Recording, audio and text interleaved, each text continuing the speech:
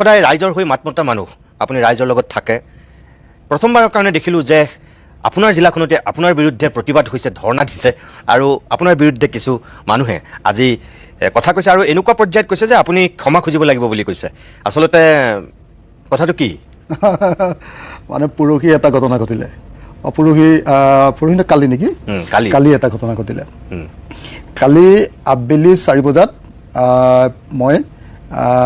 ডিচিৰ লগত এটা আলোচনাত বহিছিলোঁ।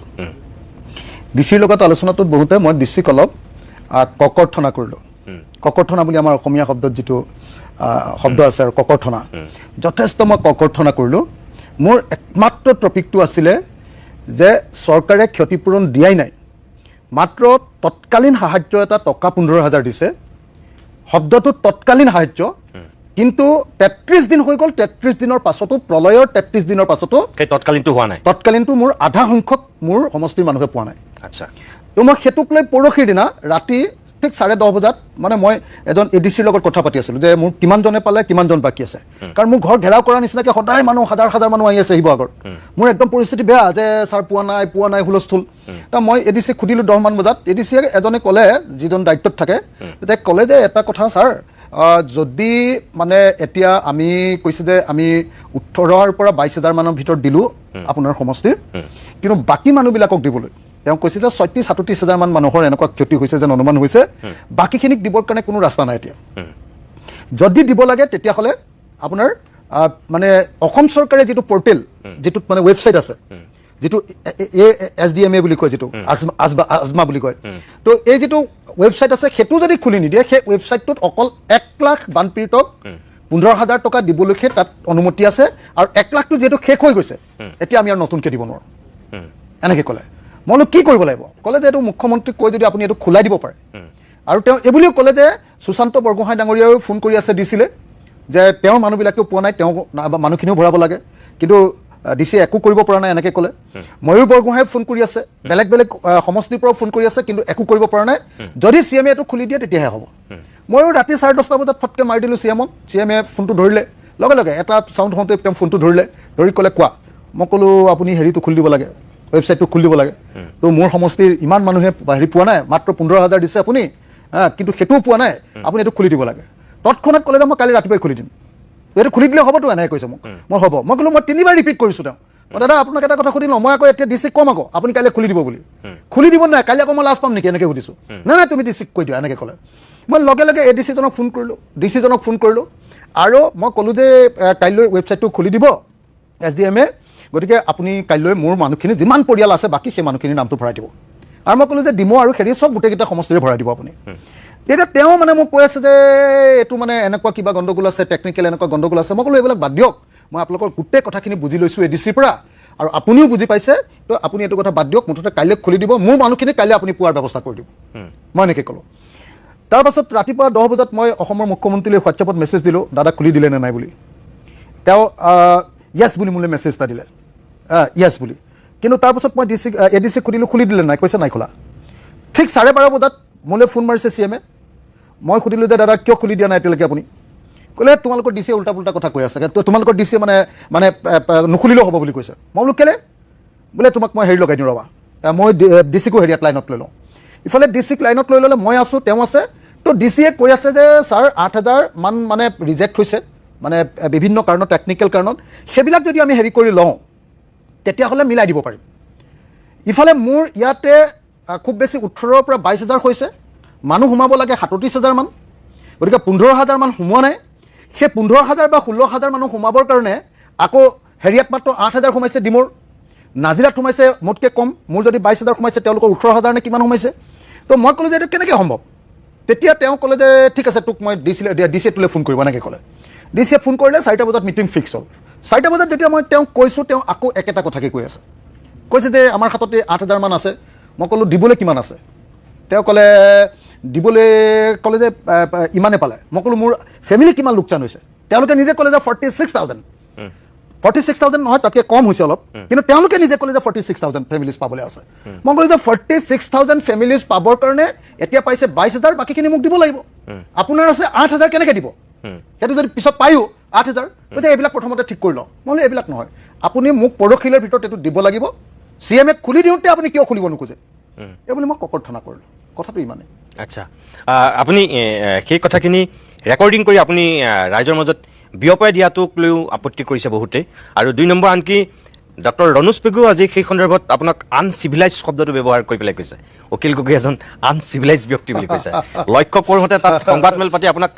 তীব্ৰ ভাষাৰে সমালোচনা কৰিছে এজন IAS বিষয়াক কেনেকৈ মানে কথা ক'ব লাগে ন্যূনতম আপোনাৰ সেই সৌজন্যতাবোধ বা সেই সম্যক জ্ঞানখিনি নাই বুলি আপোনাক সমালোচনা কৰিছে আমাৰ জাতিটোৱে আমিবিলাকে অসমত এটা ডাঙৰ সভ্যতা গঢ়িছিলোঁ চিভিলাইজেশ্যন এতিয়া ৰণোজ পেগুৰ পৰা যদি মই যি মানে তাইয়ে আহোম সভ্যতা গঢ়িছিলোঁ সেই টাই ভাষাৰ মানুহজনে যদি সেই টাই আহোম মানুহজনে যদি মই এতিয়া ৰণোজ পেগুৰ পৰা নতুন চিভিলাইজেশ্যন শিকিব লাগে তেতিয়াহ'লেতো এইটো পেগু ডাঙৰীয়াৰ পৰা শিকিবলগীয়া চিভিলাইজেশ্যনটো অলপ বেলেগ হ'ব এটা দ্বিতীয় কথা মোৰ কাৰণে প্ৰশ্নটো মাত্ৰ কেৱল আৰু কেৱল এটা যে চৰকাৰ প্ৰত্যেকটো ক্ষেত্ৰতে বিফল হৈছে চৰকাৰ প্ৰথমতে ৰেস্কিউ কৰাত বিফল হৈছে উদ্ধাৰ কৰাত কমপ্লিট বিফল তাৰ আগত ব্যৰ্থ হৈছে তেওঁলোকে আমাৰ যে দুৰ্যোগটো আহিব সেই খবৰটো দিয়াত বিমল বৰাই নিজে স্বাধীনতা দিৱসৰ দিনা কৈছে যে 19 তাৰিখৰ আবেলি ডিচিয়ে তেওঁ ফোন কৰি জনাইছে যে মন জিলাৰ ডিচিয়ে আমাৰ ডিচি শিৱসাগৰৰ ডিচিক ফোন কৰি জনাইছে যে এটা ডাঙৰ দুৰ্যোগ আহি আছে গতিকে তেওঁলোক সাৱধান হ'ব লাগে ডিচিয়ে গাৰ্জেন মিনিষ্টাৰক জনালে ডিচিয়ে জনতাক নজনালে যদি ডিচিয়ে জনতাক জনাই দিলেহেঁতেন বা গাৰ্জেন মিনিষ্টাৰে যদি জনতাক জনাই দিলেহেঁতেন তেতিয়াহ'লে আমাৰ অন্তত চাৰ্টিফিকেটখিনি বাচিলেহেঁতেন আমাৰ মানুহৰ এশটা মানুহৰ জীৱনটো অন্তত বাচিলেহেঁতেন ঘৰবিলাক বাৰু গ'লহেঁতেন আমাৰ বাকীবিলাক চব গ'লহেঁতেন কিন্তুতো আমাৰ এশটা মানুহৰ মানুহ বাচিলেহেঁতেন আৰু চাৰ্টিফিকেটখিনি বাচিলেহেঁতেন সেইখিনি অন্তত আমি আঁতৰাই আনিব পাৰিলোহেঁতেন গতিকে প্ৰথম কথা যে তেওঁলোকে ৱাৰ্ণিং দিয়াৰ ক্ষেত্ৰত ব্যৰ্থ হৈছে 2 নম্বৰ ৰেস্কিউ অপাৰেশ্যনৰ নামত 7 দিনলৈকে একোৱেই নাই মই জীৱনত প্ৰথমবাৰ গম পালোঁ যে অসমত 3.5 কোটি মানুহ আছে আৰু 3.5 কোটি মানুহক উদ্ধাৰ কৰিবৰ কাৰণে অসমৰ হিমন্ত বিশ্ব শৰ্মা চৰকাৰে 560 জন মাত্ৰ SDRFৰ এই যে মানুহবিলাক যে SDRFৰ মানুহবিলাক মাত্ৰ 560 জন দৰমহা নিদিয়া কণ্টেক্সুৱেল মানুহ ৰাখিছে মাত্ৰ গোটেই অসমখনত মাত্ৰ 15খন নে 16খন নাও আছে আপুনি কল্পনা কৰক গোটেই অসমখনত 3.5 কোটি মানুহক বচাবৰ কাৰণে ষ্টেট গভৰ্ণমেণ্টৰ হাতত 15খন নে 16খন নাও আছে আৰু মাত্ৰ 560 জন মানুহৰ কৰ্মচাৰী হিচাপে ৰাখিছে তাকো তেওঁলোকক দৰমহা নিদিয়ে আৰু সেই নাওবিলাকো বিভিন্ন জিলাত 3খন 4খন এনেকৈ আছে চাগে মই যেতিয়া প্ৰথমতে সুধিছোঁ যে মোক নাও লাগে প্ৰথম মই যেতিয়া সুধিছোঁ মই যেতিয়া কৈছোঁ যে দাদা তেওঁ সুধিছে তোমাক কিমান নাও লাগে CMA মই কৈছোঁ মোক 40খন নাও দিয়ক এই গোটেই অসমতে 40খন নাও নাই এনেকৈ কৈছে 11খন নাও নগাঁৱৰ পৰা গৈ আছে ৰ'বা গুৱাহাটীৰ পৰা গৈ আছে নগাঁও পাইছে এনেকৈ কৈছে মোক তাৰমানে আপুনি নিজে কল্পনা কৰক কাইলৈ যদি বৃহৎ নদী বান্ধৰ কাৰণে গুৱাহাটীত যদি ডাঙৰ বানপানী উঠে গোটেই গুৱাহাটীত ডাঙৰ বানপানী উঠে তেতিয়াহ'লে গোটেই অসমত থকা 560 জন মানুহে অকল গুৱাহাটী মানুহখিনিক উদ্ধাৰ কৰিব পাৰিবনে ইয়াত ক'ৰবাত এখন প্লেটফৰ্ম আছেনে যে গুৱাহাটী মানুহখিনি বিপদৰ পৰা ৰক্ষা পাবৰ কাৰণে এটা চিল্টাৰ ল'ব পাৰিব তাৰ কাৰণে কিবা এটা ছিষ্টেম আছেনে ফাৰ্ষ্ট কথা এইবাৰ দুৰ্যোগটোৱে প্ৰমাণ কৰি দিলে যে অসম চৰকাৰ একেবাৰে দুৰ্যোগৰ কাৰণে সাজু নহয় বিফল 2 একদম মানে খেদি কৰিব নোৱাৰিলে ৰেস্কিউ কৰিব নোৱাৰিলে মানুহ উঠাই আনিব নোৱাৰিলে মই 100 বছৰীয়া মানুহক ৰাতি 8:30 9টা বজাত এনেকৈ নিজে নিজে কান্ধত লৈ আহিছোঁ মানুহ উদ্ধাৰ কৰিব না 7 দিনলৈকে একদম হাত দাঙি দিলে একো নাই মই কৈছোঁ নহয় ক'তো কোনেও উদ্ধাৰ কৰিবলৈ কোনো ব্যৱস্থা নাই এনে লেটেং পেটেংকৈ নাও কেইখনমান লৈ আছে প্ৰত্যেকটো ঠাইত ইফালৰ পৰা চৰাইদেউৰ পৰা ফোন আহিছে ইফালৰ পৰা নাজিৰাৰ পৰা ফোন আহিছে আমুকৰ ফোন আহিছে গোটেই গুৱাহাটীৰ মানুহবিলাকে ফোন কৰিছে অখিল এইটো মানুহক বচা মোৰ হাতত এখন নাও নাই বেলেগ সমষ্টিৰ মানুহৰ কাৰণেও মোৰ হাতত এখনো নাও নাই তো পৰিস্থিতি এইটো তাৰপিছত ৰিলিফ অপাৰেশ্যন নায়েই যদি সেই টেবুলখনত উঠি নিদিলোহেঁতেন মোক এতিয়া চবে অভদ্ৰ কৈ থাকে যে তই টেবুলত উঠি দিছ তই সংসদীয় ব্যৱস্থাত তই এনেকুৱা একদম সাংঘাতিক কাম এটা কৰি দিলি মই যদি সেইদিনা টেবুলত উঠি নিদিলোহেঁতেন অসমৰ মানুহে এনেকৈ ৰিলিফ দিবলৈ গ'লহেঁতেন নেকি অসমৰ মানুহে ইমান ডাঙৰ দুৰ্যোগ বুলি গম পালেহেঁতেন নেকি হিমন্ত বিশ্ব শৰ্মাই নিউজ লাইভত বহি এটা ধুনীয়াকৈ এটা টক শ্ব' কৰি দিলেহেঁতেন আৰু অসমৰ মানুহে ভাবিলেহেঁতেন যে এইটো এটা সাধাৰণ বানপানী ইমান ডাঙৰ 1750 চনত তেনেকুৱা এটা মহাপ্ৰলয় অসমলৈ আহিছিলে বুলি আমি হিষ্ট্ৰীত পঢ়িবলৈ পাওঁ 1750 চনৰ পাছৰ এইটো দ্বিতীয় ডাঙৰ মহাপ্ৰলয় মানে জয়ধ্বজ সিংহৰ দিনত হয় তাৰপিছত আৰু নাই ইমান ডাঙৰ প্ৰলয় তাৰপাছত হোৱা এই ডাঙৰ প্ৰলয়টোক যেতিয়া খোল না ৰেস্কিউ কৰিব পাৰে না ৰিলিফ দিব পাৰে একোৱেই নাই তাৰপিছত তাৎক্ষণিক খাদ্য দিম বুলি ক'লে 15,000 টকা মই হুলস্থুল লগাই আছোঁ যে 10 লাখ টকাকৈ দিব লাগিব ক্ষতিপূৰণ তেতিয়া মই মোৰ হুলস্থুলৰ কাৰণে 15,000টো 25,000 কৰি দিলে শিৱসাগৰৰ চৰাইদেউত এতিয়ালৈকে সেই 15,000টো মোৰ সমষ্টিৰ আধা মানুহক দিয়া নাই মই যেতিয়া ডিচিক কওঁ ডিচিয়ে বিভিন্ন পাক লগাই ডিচিয়ে মানে মুখ্যমন্ত্ৰীক তেল মাৰিব লাগে যে তেওঁৰ ছিষ্টেমৰ ভিতৰতে তেওঁ যে 1 লাখ মানুহৰ কাৰণে খুলি দিছে সেই 1 লাখৰ ভিতৰতে আপোনাক কৰি দিম নহয় এইটো বুজাব লাগে মানে ডিচিয়ে ভাল মানুহ হ'ব লাগে মানে গুড মেন বুজিছেনে য়েছ মেন তো এইটো হ'বৰ কাৰণে মানে মোক কৰি নিদিয়ে আৰে ভাই মই 24 ঘণ্টা মানুহৰ মাজত আছোঁ মানুহ ইমান পানীত আছে ইমান বোকাত এতিয়া আছে মানুহৰ ঘৰৰ একমাত্ৰ যিটো সম্পত্তি আটাইতকৈ ডাঙৰ সম্পত্তি বিচনাখন সেইখনো কমপ্লিটলি বোকা মানে পলকেৰে পুতি পেলালে পলকেৰে একদম কমপ্লিট পুতি পেলালে অসমৰ মুখ্যমন্ত্ৰীক সেইকাৰণে মই হাতে ধৰি একদম বোকাৰ এখন ঘৰলৈ লৈ যাম বুলি ভাবি আছিলোঁ সেইদিনা মোক আপোনালোকে বহুতে সমালোচনা কৰি আছে বহুতে কৈছে যে অখিল গগৈ তেল মাৰি দিলে মই তেল চেল একো মনে নাছিলোঁ বাইকটো ভালকৈ চালে আপোনালোকে দেখিব মই তেওঁক বাধ্য কৰিলোঁ একদম পানীত নমাই দিবৰ কাৰণে বাধ্য কৰি দিলোঁ তেওঁলোকেতো কি কৰে একদম ডাইৰেক্টলি হেৰিয়াত নামেগে হেলিকপ্টাৰ গৈ তেওঁলোকক একদম ৰেড কাৰ্পেট পাৰি দিয়ে মই বুদ্ধি কৰি মই ঠিক কৰি থৈ দিছোঁ এইটো ঠাইত আৰু এইটো ঠাইত তেওঁক পানীত নমামি মই এইমতে মই পানীত ডুবাই দিছোঁ তেওঁ নিজে নমা নাছিলে ক'ত নামিছে তেওঁ হেৰিয়াতে নাছিলে চাওক আপোনালোকে নিজৰ অফিচিয়েল হেৰিয়াত চাওক নাই নহয় মই কৈ আগদিনা ৰাতিপুৱা কি কৰিছোঁ আগদিনা হেৰি কৰিলোঁ পিছদিনা ৰাতিপুৱাই মই কি কয় তাতে পীযুষ হাজৰিকাই ডিউটি মাৰি আছেগেতো পীযুষ হাজৰিকাই ক'লোঁ যে চিএমক ফোনটো লগালে মই দাদাক ক'লোঁ যে চিএমক ক'লোঁ যে দাদা হেৰি কি কয় আপুনি কিন্তু মোৰ এই দুখন স্কুল একদম গাৰ্লছ কলেজ একদম লগতে শিৱদৌলৰ লগত আৰু এখন স্কুল এনেকুৱা হৈ আছে তাত সোমাব লাগিব তেওঁ কৈ দিলে হ'ব বুলি লগে মই পীযুষ হাজৰিকাক ক'লোঁ ডিচিক ফোন কৰ এই মাত্ৰ প্ৰগ্ৰেমৰ ভিতৰত ভৰা লগে ডিচিক ফোন কৰিলে ডিচিক ফোন কৰি লৈ গ'লোঁ মই লৈ গৈ মানুহজনেও কি হৈ গ'ল যে মই যে সেইকেইদিন হেৰি কৰি আছোঁ মানুহে মোক বিৰাট বেছিকৈ প্ৰশংসা কৰি আছে গতিকে সেই প্ৰশংসাটো কমাব লাগে গতিকে মোতকৈ বেছি জোৰে জাপ মাৰি দিলে পানীত হিমন্ত বিশ্ব শৰ্মাই আপোনালোকে দেখিছিলে নে নাই তাৰ ফলস্বৰূপে কি হৈ গ'ল অন্তত পক্ষে তেওঁ বুজি আহিলে যে আচলতে পানী স্কুল এখনত ইমানলৈকে উঠিছে মই তাৰপিছত নিব খুজিছিলোঁ একদম বোকাৰ ঘৰ এটাত মই সোমোৱাই দিলোঁ এটা তেওঁ ওলাব নোৱাৰিলেহেঁতেন ইমানলৈ মই ভৰাই দিলোহেঁতেন মই নিব খুজিছিলোঁ কিন্তু তেওঁ নগ'ল তেওঁ আগতে ফিটিং কৰি য'ত যাব লাগে তেনেকৈ নাও ফিটিং কৰি থৈ দিছে আৰু ক'ত মানুহ তেওঁলোকৰ বিজেপি মানুহ গোটাব লাগে আগতে গোটাই লৈ গামোচা চামোচা ফিটিং কৰি থৈ দিছে তো তেওঁ নগ'ল তো নহ'লে তোমাক সেইদিনা বোকাত ভৰাই দিলোহেঁতেন বোকাত ভৰাই দিয়াৰ সতেই গম পালেহেঁতেন যে একচুৱেলি মানুহৰ বিচনাৰ ওপৰত এতিয়া কঠীয়া গজি আছে বিচনাৰ ওপৰত কঠীয়া গজি আছে দেই মই কৈ দিলোঁ আপোনালোকক বিচনাৰ ওপৰত কঠীয়া গজি আছে বিচনাৰ যে এখন কি কয় বিচনাখন য'ত ভিতৰত তুলিও সোমাই থ'ব পাৰি এখনক কি বুলি কয় বক্স পালেংখন যিখন তাৰ ভিতৰত এনেকে একদম হেৰি কঠীয়া গজি আছে এতিয়া মানুহৰ ঘৰত সেই পৰিস্থিতি যি বুজি পোৱা নাই সেই মানুহবিলাকে মোৰ চেণ্টিমেণ্টটো বুজি নাপায় মই কিয় টেবুলৰ ওপৰত উঠিছোঁ আৰু মই কিয় ডিচিক এনেকৈ ককৰ্থনা কৰিছোঁ মোক আজি বোলে IAS অফিচাৰবিলাকৰ এছ'চিয়েশ্যনে বোলে মোক ধমকি লগাইছে মোক বোলে সকিয়নি দিছে মই IAS অফিচাৰ এছ'চিয়েশ্যনক অনুৰোধ কৰিছোঁ আপোনালোকৰ প্ৰেচিডেণ্ট ছেক্ৰেটাৰী কোন আছে মোক নাজানো আপোনালোকৰ IAS এছ'চিয়েশ্যনৰ প্ৰেচিডেণ্ট আৰু ছেক্ৰেটাৰী মোৰ লগত আহক আপোনাক মই মোৰ গাঁৱৰ মগৰাহাটৰ এখন গাঁও বা পাণবেচাৰ এখন গাঁও বা যিকোনো এটা পঞ্চায়তৰ মই এখন গাঁৱলৈ আপোনাক লৈ যাম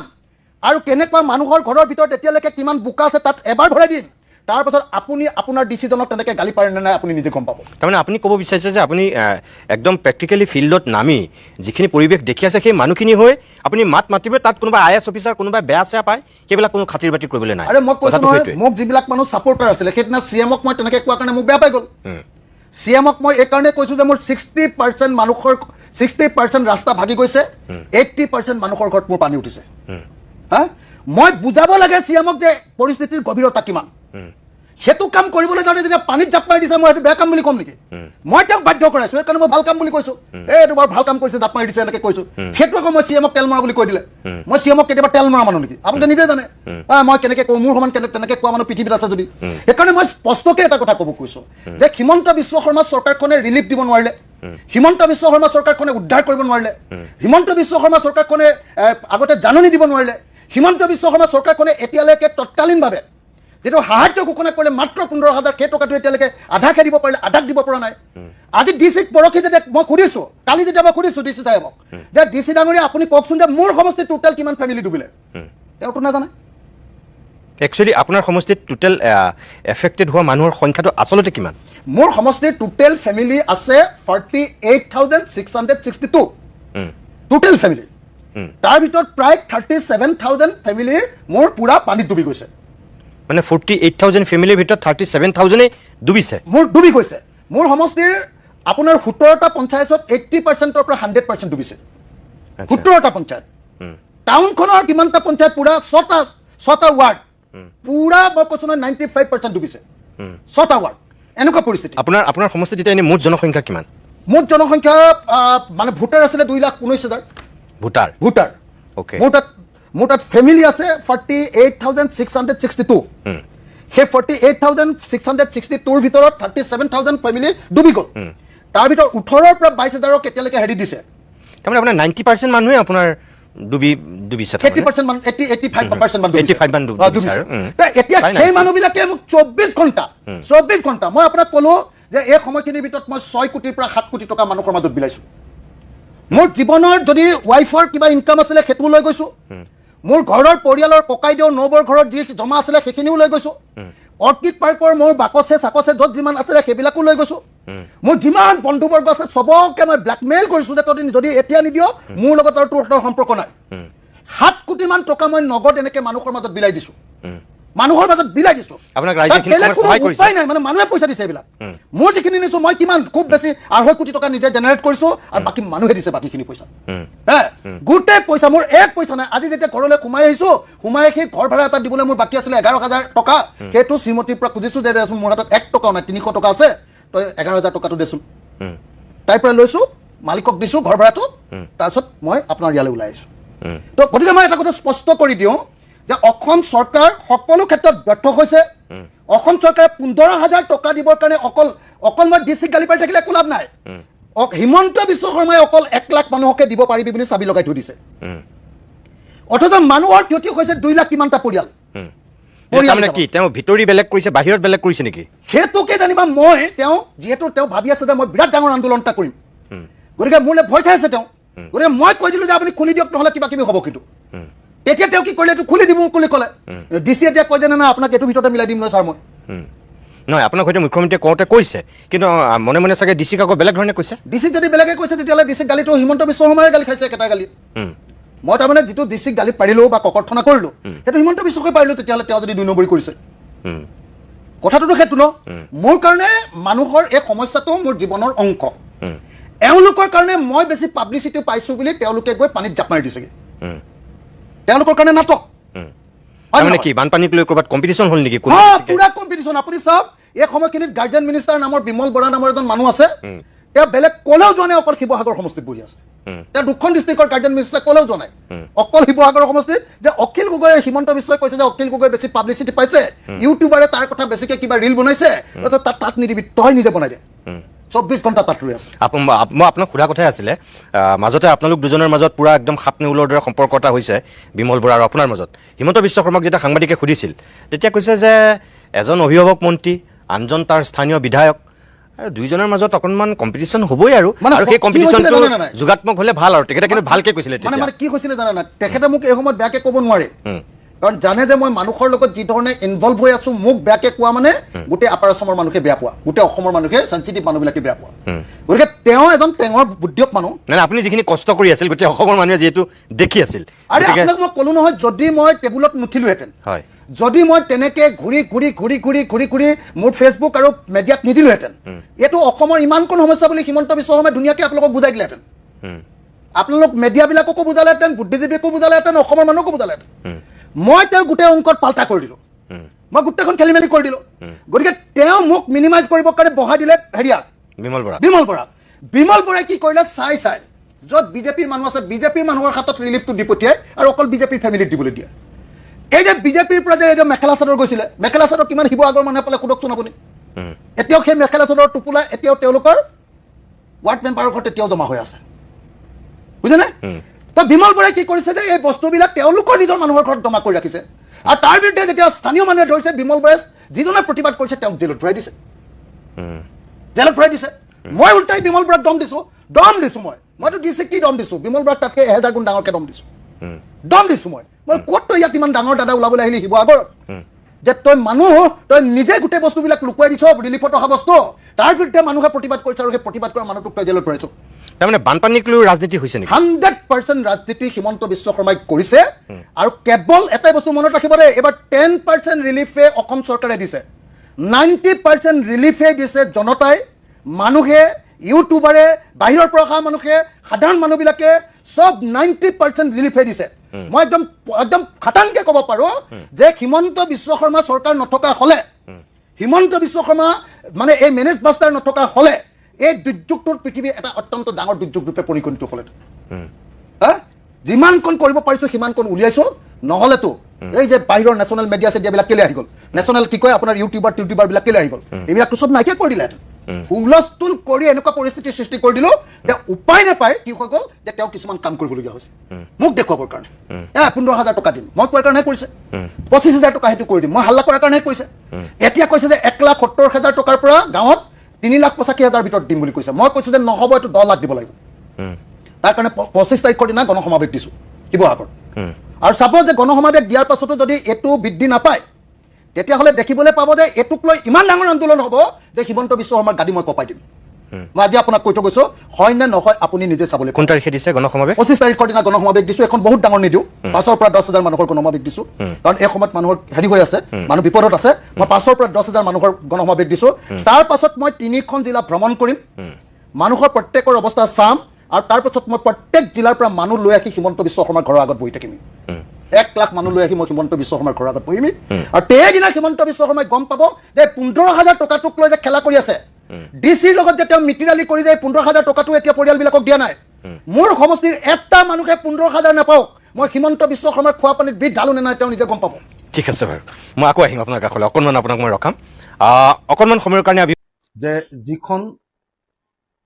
যিটো সমষ্টিৰ বিধায়কজনৰ সমষ্টিত 80% মানুহৰ ঘৰ দুৱাৰ শেষ হৈ গৈছে সেই সমষ্টিৰ বিধায়কজনে তৎকালীন সাহায্য তৎকালীন emergency one time financial help emergency তৎকালীন সাহায্য টকা 15,000 যদি এমাহ 4 দিনলৈকে বা সেইদিনা যিদিনা কৈছিলে 3 দিন এমাহ 3 দিনলৈকে যদি নাপায় তেতিয়াহ'লে মই জনপ্ৰতিনিধি ৰূপে তাত হস্তক্ষেপ কৰিব লাগিব নে নালাগে মোক এডিচিয়ে ক'লে শিৱসাগৰৰ যে অসমৰ মুখ্যমন্ত্ৰী অকল 1 লাখ মানুহৰ পৰিয়ালৰ কাৰণেহে 15,000 টকাটো খুলি দিছে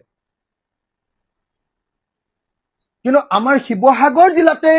অকল শিৱসাগৰ জিলাতে পুৰা 1 লাখতকৈ বেছি মানুহ ক্ষতিগ্ৰস্ত হৈছে গতিকে এতিয়া যদি সেইটো লক খুলি নিদিয়ে এছডেমাৰ ASDMA Assam state disaster management authority SDMA যদি সেই লকটো খুলি নিদিয়ে ৱেবছাইটটো তেতিয়াহ'লে আৰু নতুন মানুহক আমি দিব নোৱাৰো এনেকৈ ক'লে মই লগে লগে মুখ্যমন্ত্ৰীক জনালো যে আপুনি কিয় খুলি নিদিয়ে আপুনিতো কৈ আছে পইচা আছে তেওঁ ক'লে কাইলৈ তোক ৰাতিপুৱাই খুলি দিম মই লগে লগে মুখ্যমন্ত্ৰীক ক'লো যে ডিচিক মই কম নে আপুনি খুলি দিব বুলি ক'লে কৈ দে মই খুলি দিম বুলি কৈছোঁ খুলি দিম ডিচিক মই ৰাতিয়ে ফোন কৰি জনালো পিছদিনা 10টা বজাত মই মুখ্যমন্ত্ৰীলৈ আকৌ মেছেজ দিলোঁ আপুনি খুলি দিলেনে তেওঁ য়েছ বুলি দিলে কিন্তু তাৰপিছত মই সুধিছোঁ যে খুলি দিয়া নাই তাৰপিছত 12:30 বজাত তেওঁ নিজে মোলৈ ফোন কৰিলে ফোন কৰোঁতে মই ক'লো যে কি হ'ল দাদা এতিয়ালৈকে খুলি দিয়া নাই ক'লে তোৰ ডিচিয়ে উল্টা পুল্টা কৈ আছে এইটো শুনি ল বুলি ডিচিৰ লগত মোক কনফাৰেন্স লগাই দিলে ডিচিয়েটো কৈ আছে যে 8,000 10,000 মান মানে ৰিজেক্ট হৈছে কিবা ডুপ্লিকেট হৈছে গতিকে এইবিলাকৰ পৰা আমি সেই 8,000 মান পাই যাম গতিকে মোটামুটি মিলাই দিব পাৰিম আৰে ভাই মই নিজে গম পাইছো তেওঁ নিজৰ এডিচি জনে মোক কৈছে আৰু এইটো ক'বলগীয়া কথা নেকি দিছে 1 লাখ মানুহৰ ক্ষতি হৈছে 2,85,000 মান পৰিয়াল দিছে 1 লাখৰ কাৰণে তেতিয়াহ'লে এইটো চিম্পল কথা এটা মই মুখ্যমন্ত্ৰীৰ জৰিয়তে সেইটো লকটো খোলাই দিব খুজিছো ডিচিয়ে কৈছে যে এইটো নালাগে মই আপোনাক ইয়াতে মিলাই দিম তাৰমানে তেল মাৰিবৰ কাৰণে মুখ্যমন্ত্ৰী তেল মাৰিবৰ কাৰণে এইটো কৈছে মই শুনি আছো ফোনটোত মোক কনফাৰেন্স লগাই দিছে মই শুনি আছো ফোনটোত তাৰ পাছত যেতিয়া এইটো ক'লে মই মুখ্যমন্ত্ৰীক ক'লো যে এইটো নহ'ব দে মোক খুলি দিবই লাগিব মোৰ যদি এটা পৰিয়ালৰ নাপায় কিন্তু মই জেং কৰিম মই দাদা জেং কৰি দিম কিন্তু মই এনেকৈ কৈছো কিন্তু মই তোক লগত ডিচি মিটিং পতাই দিছো তই ঠিক কৰি ল তো 4টা বজাত মিটিঙলৈ গৈছো ডিচিৰ যিটো বডি লেংগুৱেজ ডিচিয়ে যিটো ধৰণে কৈ আছে যে ছাৰ আপুনি দিয়া লিষ্টখনৰ 95% হেৰি ওলাইছে কি আমি দিব নোৱাৰা কিবা এনেকৈ কৈ আছে মোক মই দিয়া লিষ্টখন উলিওৱাচোন তোমালোকে 8,140টা মানুহৰ মই লিষ্ট দিছিলো যে এইখিনি থাকি গৈছে তাৰ উপৰিও আৰু থাকি গৈছে মোৰ হাতত এইখিনি এপ্লিকেশ্যন দিছে ক'লে মই উলিয়াইছো লিষ্টখন যেতিয়া উলিয়ালে উলিয়াওঁতে দেখিলো যে মোৰ 90% মানুহে শুদ্ধ পাবলগীয়া, মাত্ৰ 406জন নে 604জন মানুহে ডুপ্লিকেট হৈছে, বাকীখিনি চব শুদ্ধ, আৰু এটা দুটা ক'ৰবাত আধাৰ কাৰ্ড কিবা গণ্ডগোল আছে। মই ক'লো এইটো কি কথা কয় আপুনি, আৰু মই কিয় তালিকা দিব লাগে? কামটো আপোনাৰহে, কোন কোন মানুহ ক্ষতিগ্ৰস্ত হৈছে দিয়াৰ দায়িত্ব আপোনাৰ। আপোনাৰ গাঁওবুঢ়া আছে, চিষ্টেম আছে, আপোনাৰ ৱাৰ্ড মেম্বাৰ আছে, আপোনাৰ মণ্ডল আছে, আপোনাৰ টিচাৰ আছে, চাৰ্ভেয়ৰ আছে, আপোনাক কৰিব লাগে, মই কিয় তালিকা দিব লাগে? এনেকে বুলি যেতিয়া ক'লো, তেতিয়া তেওঁ মোক যিটো লেংগুৱেজত আপোনালোকে নিজে চাবচোন, একদম IS-ৰ ভেমটোত যি ধৰণৰ বডি লেংগুৱেজ তেওঁ, মই তেতিয়া কৈছো, টানকে কৈছো। আৰু মই আপোনালোকক খাটাং কৰি আকৌ এবাৰ কওঁ, আজিৰ দিনটোত আজি ৰাতি 12টা বজাৰ ভিতৰত শিৱসাগৰ সমষ্টিৰ প্ৰত্যেকটো ক্ষতিগ্ৰস্ত পৰিয়ালে যদি 15,000 টকাৰ ক্ষতিপূৰণটো নাপায়, এইটো ক্ষতিপূৰণ নহয়, এইটো ওৱান টাইম এছিষ্টেঞ্চ, মই হুলস্থুল কৰাৰ কাৰণে দিছে এইটো। আৰু মই আৰু হুলস্থুল কৰিলো, কি 15,000 টকা দিয়ে বুলি, তেতিয়া আৰু 10,000 টকা আমাৰ শিৱসাগৰৰ কাৰণে এক্সট্ৰাকে দিম বুলি ক'লে। বাকীবিলাকক নিদিয়ে, শিৱসাগৰ চৰাইদ্বীপ দিম বুলি ক'লে। আপোনালোকে নিশ্চয় দেখিছে যে আজি হিমন্ত বিশ্ব শৰ্মা যিজন মানুহ, অসমৰ ইতিহাসৰ ইমান ডাঙৰ ডিভাষ্টেশ্যনটোক তেওঁ এনেকুৱা সৰু কৰি পেলালেহেঁতেন। মই বিধানসভাত টেবুলৰ ওপৰত উঠি দিলো কাৰণে কাম হ'ল, মই গোটেই অসমত হুলস্থুল লগাই দিলো কাৰণে কাম হ'ল, মই গোটেই অসমত তেওঁ মোক ইনচাল্ট কৰি আছে যে তই পানীত কেনেকে পৰিলি নাৱৰ পৰা। মই যি কৰিছো সেই গোটেইবিলাক কাম কাজৰ জৰিয়তে গোটেই অসমৰ গোটেই মানুহখিনি সজাগ হৈ গ'ল যে ইমান ডাঙৰ ডিভাষ্টেশ্যন। তেতিয়াহে গোটেই পৃথিৱীৰ মানুহ আহিলে। তেওঁৰ প্ৰধানমন্ত্ৰীয়ে এটা শব্দ নকলে, তেওঁৰ গৃহমন্ত্ৰীয়ে এটা শব্দ নকলে, কিন্তু ভাৰতবৰ্ষৰ ডাঙৰ ডাঙৰ পুঁজিপতিবিলাক, ভাৰতবৰ্ষৰ ডাঙৰ ডাঙৰ ইউটিউবাৰ বিলাক, ভাৰতবৰ্ষৰ যিমানবিলাক